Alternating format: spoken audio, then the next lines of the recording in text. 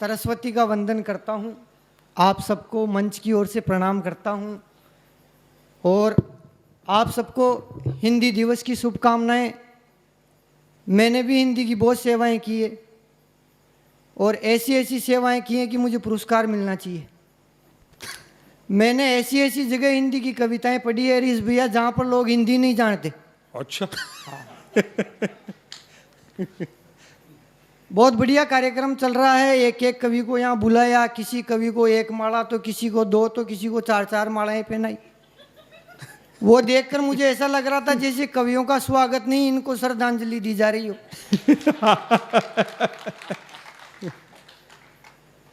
जितेंद्र भैया ने नहीं ऐ तो के मारवाड़ी लोग है 15 माला मंगाई है। अब सन राजी कर रहा है कि यार आगा पीसा तो लाजीगा चार चार गाल दियो। यहाँ के लोग बहुत एडवांस है। जितेंद्र भैया जब संचालन कर रहे थे तो एक एक कवि को जब बुला रहे थे तो शब्दों में बहुत प्रभाव दे रहे थे। जब एक एक कवि को स्टेज पर बुला रहे थे जितेंद्र भैया तो अपने शब्दों में बहुत प्रभाव दे रहे थे और जब कवित्री को बुलाया तो अपनी मूंछों पर ताव दे रहे थे। नहीं और जितेंद्र भाई तो है ही अद्भुत आदमी। मतलब वो विश्वमय को नाम की नीच बुक में आनो चाहे वो पहलो मोटियार है जिका जी व्यापक से मूछ ऊंची हुई है। मेरे को भी उन्होंने बुलाया तो जब बुलाया तो मेरा नंबर यहाँ बैठने का आया। मेरे बाद कलाकार इतने बढ़ते गए क्या बताऊं, मेरा तो मुंह ही फिरने वाला था और अगर एक दो कलाकार और बुला लेते तो मैं तो स्टेज से नीचे ही गिरने वाला था। बहुत अच्छा प्रोग्राम चल रहा है हरीश भैया जी भाई। हर 10-5 मिनट में स्वागत समारोह चल रहा है। मुझे तो ऐसा लग रहा है 5-10 साल का आगामी कार्यक्रम स्वागत का इन्होंने आज ही निपटा दिया। आप मुझे आनंद से सुनना क्योंकि मैं कवि तो हूं ही पर मैं इमरजेंसी कवि हूं। अच्छा। मुझे क्या 2 ही हालातों में कवि सम्मेलनों में बुलाया जाता है। एक वहां जहां पर बिल्कुल ही सुनने वाले नहीं आते हैं और एक वहां जहां पर ज्यादा ही सुनने वाले आ जाएं पुलिस के भगाने से भी नहीं भागे। सही बता रहा हूं। मैं तो इस कागज संस्था का बहुत बहुत धन्यवाद देता हूं कि इन्होंने लॉकडाउन के बाद मुझे बुलाया, वरना हरीश भैया मैं तो मूंगफली का ठेला लगाने की सोच चुका था। सच बता रहा हूं। अब लॉकडाउन में हालात ऐसे हो गए भाई साहब, क्या करूं। अब लॉकडाउन में मेरे शहर में क्या हालात हुए, मैं कवि सम्मेलन को शुरू करना चाहता हूं। एक एक पंक्ति का आप आनंद और मस्ती के साथ सुनना। अब इस कवि सम्मेलन का शुभारंभ करते हैं। लॉकडाउन में भाई साहब क्या क्या हालात हुए, आप आनंद और मस्ती के साथ जुड़ना और मजे लेना। कि मार्केट में निकला तो हरीश भैया मार्केट में निकला तो ऐसा मिला हाल कि सामानों के भाव सुन सुन के लोग पहुंच रहे हैं अस्पताल। मार्केट में निकला तो कुछ ऐसा मिला हाल, सामानों के भाव सुन सुन के लोग पहुंच रहे हैं अस्पताल। एक भाई साहब दुकान पर लेने आए थे शक्कर, दुकानदार के भाव बताते आ गए चक्कर। एक भाई साहब दुकान पर लेने आए थे शक्कर, दुकानदार के भाव बताते आ गए चक्कर। उन्हें अस्पताल पहुंचाया, बात हो गई बड़ी। 50 रुपए की शक्कर के चक्कर में 200 रुपए की बोतल चढ़ी। 50 रुपए की शक्कर के चक्कर में 200 रुपए की बोतल चढ़ी। एक जगह तो दुकान वाली औरत 5 रुपए की मिराज के 50 बता रही थी। एक जगह तो दुकान वाली औरत 5 रुपए की मिराज के 50 बता रही थी। बेचारे ग्राहक को वह मिराज ऑक्सीजन का सिलेंडर नजर आ रही थी। वाह क्या व्यंग्य भाई, वाह वाह। तीसरी जगह तो दुकानदार का हरीश भैया मुझे कुछ अलग ही मिला काम जी। तीसरी जगह तो दुकानदार का मुझे कुछ अलग ही मिला काम। ग्राहकों को समझा रहा था जिसमें इम्यूनिटी पावर हो वही पूछे सामानों के दाम। वाह। चौथी दुकान पर तो हद से ज्यादा लंबी लगी थी कतार। चौथी दुकान पर तो हद से ज्यादा लंबी लगी थी कतार। मैंने देखा रे ऐसी बीमारी में भी इतनी भीड़ बेशुमार। जब मैंने दुकानदार से पूछा भीड़ का कारण, वो बोला ये सब साले लेने आए सामान उधार। भाई साहब 5वीं दुकान का तो मैंने अजीब ही दृश्य देखा। 5वीं दुकान का तो मैंने अजीब दृश्य देखा। गुस्से में आकर ग्राहक ने दुकानदार के सर पर पत्थर फेंका। दुकानदार के सर को कर दिया खून से लथपथ लाल, और दुकानदार से बोला और महंगा कर करके बेचेगा माल। खून से लथपथ कर दिया लाल, दुकानदार से बोला और महंगा कर करके बेचेगा माल। ये सब देखकर मैं एक सब्जी वाले के गया पास, ये सब देख मैं एक सब्जी वाले के गया पास, उसने भी सबकी तरह मुझे किया निराश। सब्जी के भाव बताते हुए मुझसे बोला, आप नहीं खा सकते सब्जियां ताजी, अगर खाओगे तो लॉकडाउन से पहले हो जाओगे बाबा जी। आप नहीं खा सकते सब्जियां ताजी, अगर खाओगे तो लॉकडाउन से पहले हो जाओगे बाबा जी। दोस्तों आप ही बताओ कहाँ गए वो हाथी हाथ और कमल, कौन करेगा इस काला बाजारी पर अमल। कहाँ गए हाथी हाथ वो कमल, कौन करेगा इस काला बाजारी पे अमल। क्या ऐसे दुकानदारों पर जरा सी भी ढील होनी चाहिए, ऐसे मुनाफाखोरों की दुकानें तो तुरंत सील होनी चाहिए, ऐसे मुनाफाखोरों की दुकानें तो तुरंत सील। हाँ नहीं एक बहुत सार्थक रचना जो इस लॉकडाउन में हम सब ने पीड़ा भोगी इस देश में मानवता के इस संकट के दौर में, आपको लगा वो एक नई रचना सुनाई तो एक बार आपकी तालियां भाई सूरत तक पहुंच। बहुत बढ़िया कार्यक्रम चल रहा है। हरीश भैया ने 2 देश की यात्रा कर रखी है, नैना मैडम ने 3 देश की यात्रा कर रखी है, किसी ने 4 देश की कर रखी है। पर आपको यह जानकर बड़ा आश्चर्य होगा कि मैंने मात्र 26 साल की उम्र में भाई साहब 15 देशों की यात्रा करने की सोच रखी है। पर कोई लेकर तो जावे। ये लोग मुझे ले जाना नहीं चाहते तो मेरे अंदर भी स्वाभिमान है, मैं भी जाना नहीं चाहता। सच बता रहा हूं, बहुत बढ़िया प्रोग्राम चल रहा है। इसी तरह आप मुझे आनंद और मस्ती के साथ सुनना। अभी मैं स्टार्ट नहीं हुआ हूँ हरीश भैया। अच्छा हाँ, माइक स्टार्ट है, मैं नहीं हुआ अभी जी। आप आनंद और मस्ती के साथ सुनना। क्यों सुनना? क्योंकि आज आपके इस मंच पर देश के बड़े बड़े प्रख्यात विख्यात और ओम भैया जैसे खुख्यात कवि आए हुए हैं। इन कवियों में और मेरे में सिर्फ इतना सा फर्क है, ये सारे कवि सर्जन के कवि हैं, अपूर्ण विसर्जन के कवि हैं। वाह भाई। और आप टेंशन मत लेना, मैं पाकिस्तान की बिल्कुल भी बात नहीं करूंगा। ऐसे देश की क्या बात करनी जिस देश का प्रधानमंत्री इमरान खान भारत को जंग की धमकी देकर पाकिस्तान की जनता से कहता है आप धमकी को सीरियसली नहीं लेना। पाकिस्तान को विश्व के अंदर अपनी इज्जत खोने का कोई दुख नहीं है और होना भी नहीं चाहिए, क्योंकि पहले उसके पास इज्जत तो होवे। सच बता रहा हूं, मैं एक भी बात वीरस की नहीं करूंगा, केवल मस्ती की बात करूंगा। वीरस में क्या होता है हरीश भैया, वीरस का कवि आते ही इतनी खतरनाक बातें करता है कि सुनने वाला बेचारा पहले ही डर जाता है। वीरस का कवि आते ही कहता है मैं खून से कविताएं लिखता हूं। बाबूजी मैं तो शाही से ही लिखता हूं। नहीं, मैं जो चीज है ही नहीं उसका रिस्क कौन उठावे। हाँ ये अलग बात है, कभी कभी मुझे ज्यादा ही गुस्सा आ जाए तो ज्यादा से ज्यादा मैं लाल पेन से लिख लेता हूँ। हाँ लाल सही। सच बता रहा हूँ, ये मैं इसलिए कह रहा हूँ क्योंकि अभी अहमदाबाद के मंच पर एक कवि मंच पर आया, उसने जोर जोर से गाया। एक कवि मंच पर आया, उसने जोर जोर से गाया, नशे की लत को मिटा दो, नशे की लत को मिटा दो। एक सुनने वाला खड़ा होकर बोला रे इस कवि को ही मिटा दो।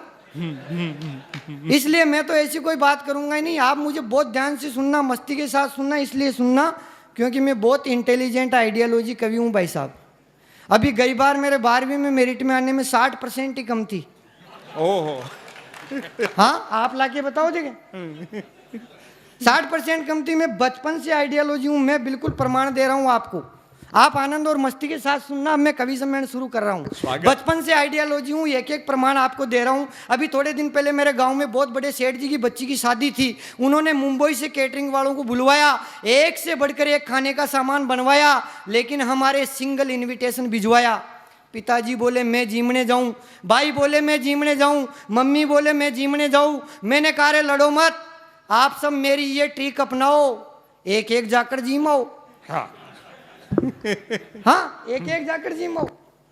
सच बता रहा हूं, अभी थोड़े दिन पहले मैं स्कूल में था भाई साहब, तो विज्ञान के गुरुजी ने सारे बच्चों को इकट्ठा किया, एक बाल्टी के अंदर रासायनिक पदार्थ डाले, और अपनी जेब से 10 का सिक्का निकाल कर बाल्टी के अंदर डाला और सारे बच्चों से पूछा, बताओ बच्चों ये सिक्का सही रहेगा या गलेगा। मैंने कहा सर ये सिक्का सही रहेगा। सर बोले वेरी गुड, तुम्हें कैसे पता। मैंने कहा सर अगर ये सिक्का गलता तो आपकी जेब से नहीं निकलता।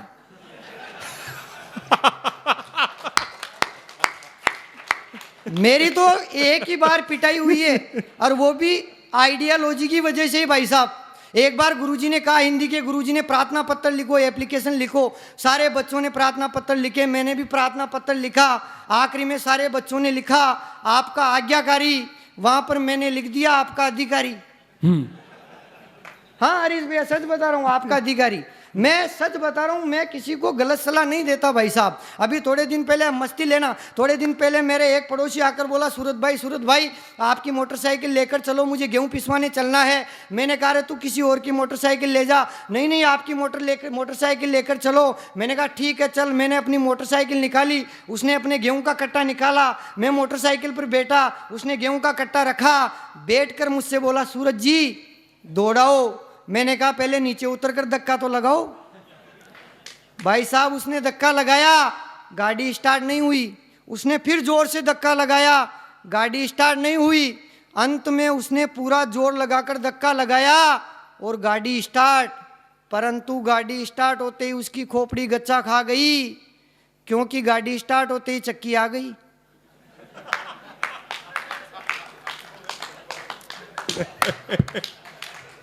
उसकी खोपड़ी गच्चा खा गई क्योंकि गाड़ी स्टार्ट होते चक्की आ गई। चक्की आते मैंने कहा भाई साहब गाड़ी बंद कर दूं। मैंने कहा भाई साहब गाड़ी बंद कर दूं जब तक आपके गेहूं पिसेंगे। वो हाथ जोड़कर बोला लेकिन भाई साहब वापिस इधर से नहीं चलेंगे, वापिस इधर से नहीं चलेंगे। सच बता रहा हूँ हरीश भैया, आनंद और मस्ती की बातें मैं एक भी बात ऐसी नहीं करूंगा जिससे आप लोगों को टेंशन हो। मैं बचपन से इंटेलिजेंट हूँ हर विषय के अंदर, सिवाय स्वास्थ्य शारीरिक शिक्षा को छोड़कर। लग भी रहा होगा कई लोग तो मुझे देखकर ऐसा सोच रहे हैं यह कवि तो बीपीएल का कवि दिखे। कई लोग सोच रहे हैं ये तो टोंक से पैदल ही आया दिखे 2-3 दिन से। सच बता रहा हूं हरीश भैया, दुबला पतला होने से मुझे एक ही फायदा है, बाकी नुकसान ही नुकसान है। फायदा सिर्फ इतना सा है कि कोई व्यक्ति मुझे अपनी गाड़ी के धक्का लगाने के लिए नहीं कहता, क्योंकि उसको मालूम है गाड़ी स्टार्ट हो गई तो सबसे पहले इसी को हॉस्पिटल ले जाना पड़ेगा। बाकी तो नुकसान ही नुकसान है। मैं तो भगवान के दर्शन करने मंदिर भी जाऊं तो भी समस्या। रास्ते में लोग रोक कर कहते हैं बेटा तुझे भक्ति की नहीं शक्ति की जरूरत है।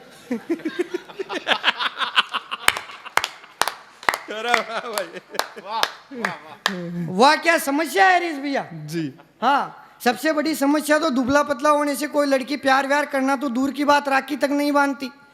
अब वो राखी इसलिए नहीं बांधती कि ऐसे भाई के क्या राखी बांधे जिसकी रक्षा ही हमें करनी पड़े।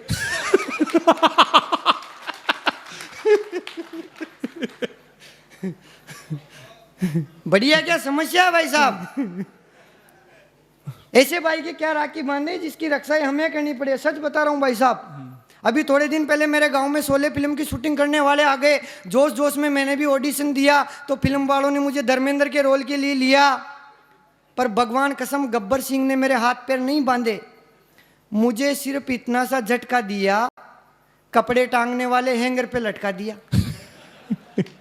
फिर गब्बर सिंह ने मेरे यहाँ पिस्तौल लगाकर मुझसे कहा बोल बसंती मत नाच इन कुत्तों के सामने। तो भाई साहब मैं तो उसकी तेज आवाज से डर गया।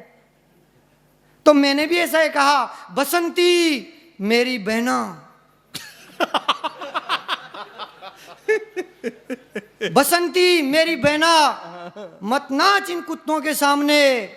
तो बसंती नाटक करने लग गई, बोली नहीं मैं तो नाचूंगी, बहुत दिनों बाद तो डीजे लगाए।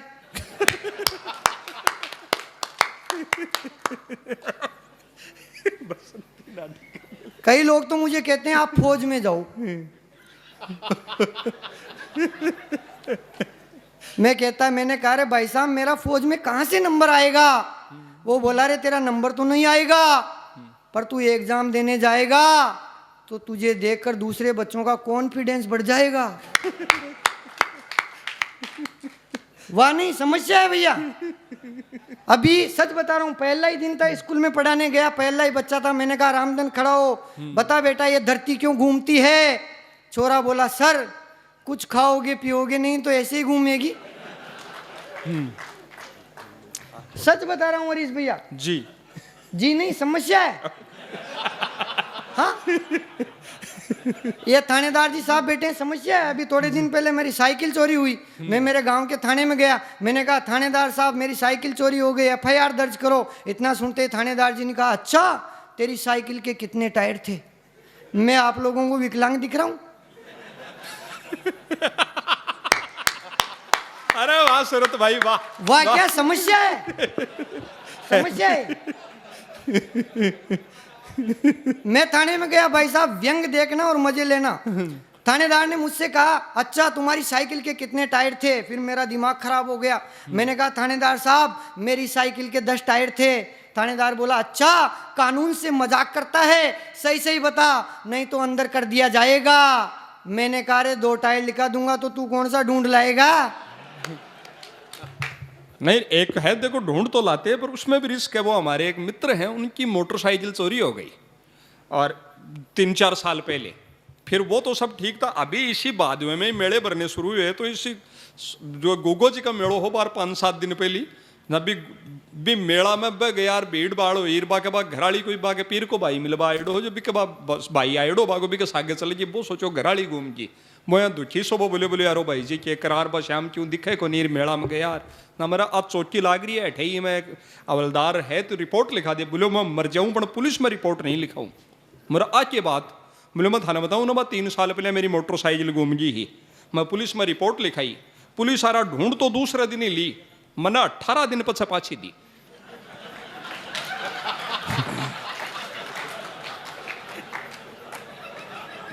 बोलो जद मैं यहाँ की चोट खाई ब कई बार तो रात में कांस्टेबल साहब गश्त में भी माल्टी मोटरसाइकिल ही चलाई।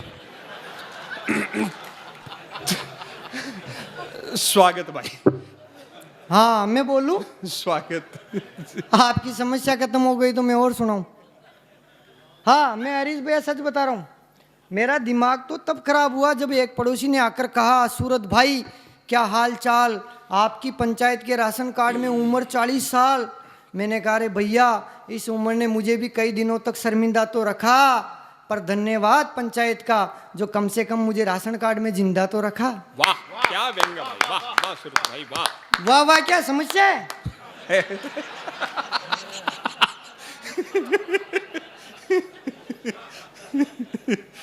अभी हम रास्ते में आ रहे थे तो ये नैना मैम बोली कि सूरत भाई आजकल की लड़कियां गुलाब होती है, हम तो जैसे गुआर पाटे के पौधे हैं।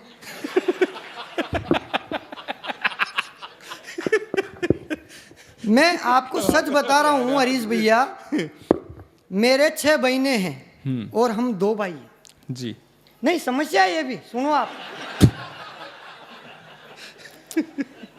मेरे 6 बहनें हम 2 भाई हैं। मुझे दुख इस बात का है कि मेरे माँ बाप को राष्ट्रपति पुरस्कार नहीं दिया गया, क्योंकि मुझे गर्व है मेरे माँ बाप पर कि इस कन्या भ्रूण के दौर में आज भी मेरी 6 की 6 बहनें जिंदा हैं।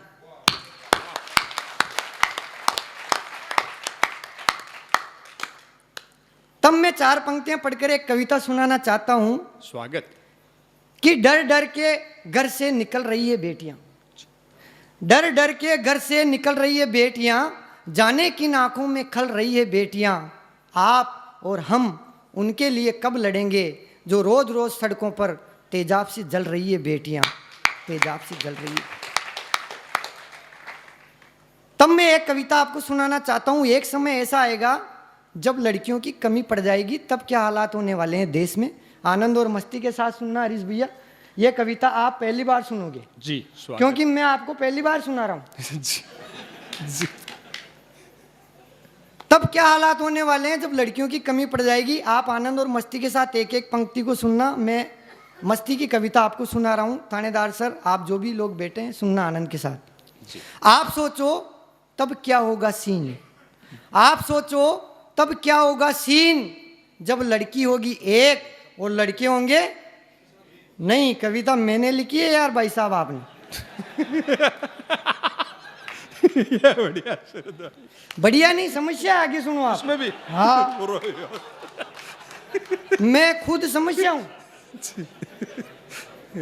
आप सोचो तब क्या होगा सीन जब लड़की होगी 1 और लड़के होंगे 17। आप सोचो तब क्या होगा सीन जब लड़की होगी 1 और लड़के होंगे 17। कुल मिलाकर सारा का सारा रोड़ा कुंवारों के गले अटकेगा। कुल मिलाकर सारा का सारा रोड़ा कुंवारों के गले अटकेगा। लड़की पाने के लिए लड़का बेरोजगारों की तरह दर दर भटकेगा और लड़की नहीं मिलने पर शाम को जाकर ठेके पर गटकेगा। तब शादी निजी नहीं होकर हो जाएगी सरकारी। हूं नहीं, अब समस्या है, सुनो आप। अब है समस्या। तब जब लड़कियों की कमी पड़ जाएगी, तब जो ये शादियां आप देख रहे हो ये सब सरकार के अंडर में चली जाएगी, आनंद लेना। तब शादी निजी नहीं होकर हो जाएगी सरकारी। लड़की पाने के लिए लड़के की तरह तरह से होगी इंक्वायरी। साक्षात वो लड़की ही लेगी लड़के का साक्षात्कार और वो इंटरव्यू होगा हरीश भैया इस प्रकार जी। लड़की कहेगी कि टाइम पर खाना खिलाओगे, मुझे सुबह शाम पिलाओगे, चाय पानी कि टाइम पर खाना खिलाओगे, मुझे सुबह शाम पिलाओगे, घुमाओगे फिराओगे, ऐश कराओगे और मैं जितना कहूंगी तुम उतने ही इंच मुस्कुराओगे। तब तो तुम हो पति एकदम परफेक्ट, वरना सीधा फार्म रिजेक्ट। तब तो तुम हो पति एकदम परफेक्ट, वरना सीधा फार्म रिजेक्ट। ऐसे ही ख्वाबों में मुझे भी वो पत्नी रूप में नजर आई, तो मैंने भी उसके लिए अपनी किस्मत दांव पर लगाई। भाई साहब, मैंने भी लगाया पूरा जैक और चेक, जैसे तैसे मेरा जोड़ा बन जाए एक। ऐसी भ्रष्टाचार युक्त शादी से मैं मन ही मन हो रहा था राजी। इतने में किसी ने डबल जैक चेक लगाकर कर दिया फिर मुझे बाबा जी। हालांकि फिर भी मैंने इस कंपटीशन को आगे करना चाहा फाइट जी। हालांकि फिर भी मैंने इस कंपटीशन को आगे करना चाहा फाइट। तो गूगल पर ढूंढने लगा सेकंड हैंड बीवियों की साइट। मैंने देखा रे फर्स्ट हैंड नहीं तो second hand, third hand, four hand से ही हैंड मिलाओ, कैसे तो काम चलाओ। मैंने देखा रे फर्स्ट हैंड नहीं तो second hand, third hand, four hand से हैंड मिलाओ, कैसे तो काम चलाओ। परंतु यहाँ पर भी मेरी किस्मत चली गई। आवेदन करते ही कॉपी संदेह में चली गई और मुझे नोटिस मिला कि कारण बताओ। आप पहले वाली बीवी तो जमा कराओ, कारण बताओ, आप पहले वाली बीवी तो जमा कराओ। मैंने कहा रे भाई साहब, मेरे पहले वाली बीवी तो मेरी सारी किस्मत मोड़ गई, मुझे लूटकर विजय माल्या की तरह देश ही छोड़ गई।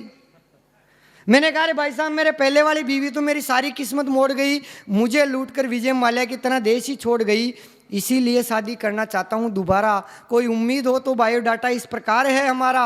नाम सूरत अजनबी, निवासी मालपुरा, कद 5 फुट 6 इंच, रंग है बूरा और इखेरा बदन, मेरीज गार्डन के पास में ही है मेरा सदन।